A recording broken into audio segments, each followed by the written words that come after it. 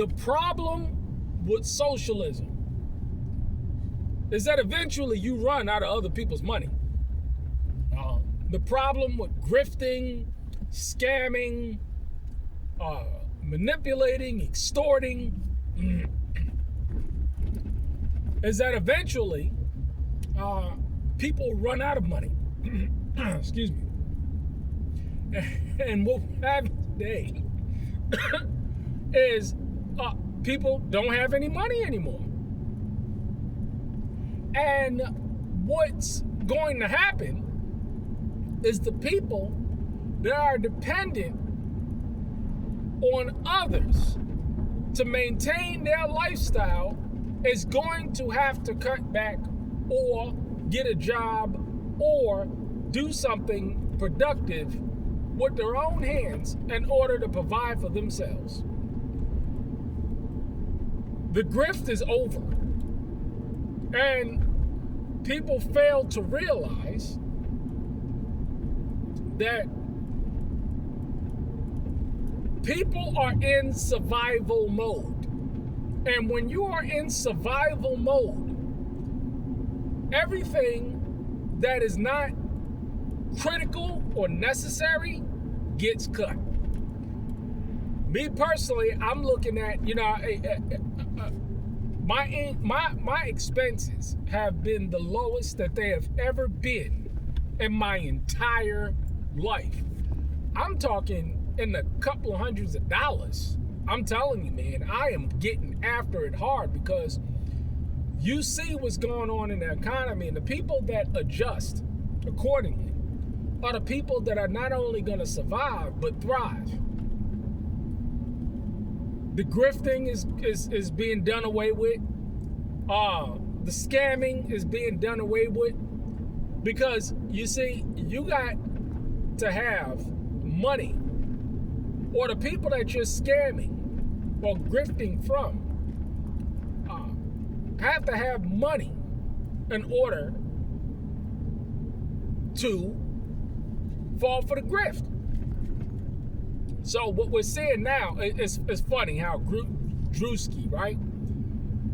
And the BET Awards, it showed the mockery again. It showed the joke of the religion of Christianity and all of its facets, all of its ways, all of its sayings, from the false spiritual power to the scamming of the people. It's all exposed now. It's all a joke. And what's happening now is that I'm already seeing it. People need to understand is that when you pay close attention to things, you see the shift taking place already. Belts are being tightened. The funds are just not there anymore. This is why it's so important to be productive members of society. And everybody, they're not productive members of society. They're consumers, they're takers, and then they're producers. And the problem is today is that we don't know how to identify a taker from a producer. But this economy is going to show you in function who the producers are and who the takers are. Who are the productive members of society and who are the leeches and who are the grifters of society. It's going to show you. It's showing you already.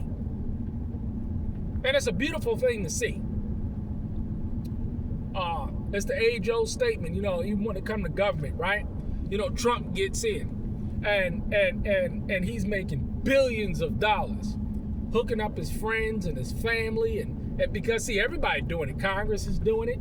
Aren't these supposed to be public servants?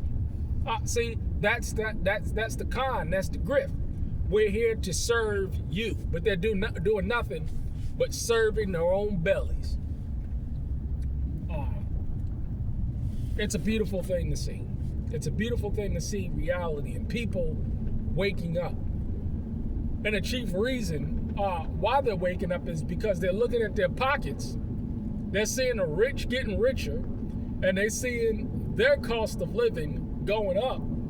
Their food bills, their phone bills, their energy bills, their water bills, all that stuff is going up. But the people that's supposed to serve them are living off of them, and they're just fine. They're just fine. See, all of this stuff is coming to an end. And it's a beautiful thing to see. People get it and understand it and wake up. But the grift is over. The scamming is over. In conclusion, you should go ahead and watch Pocket Watching with JT.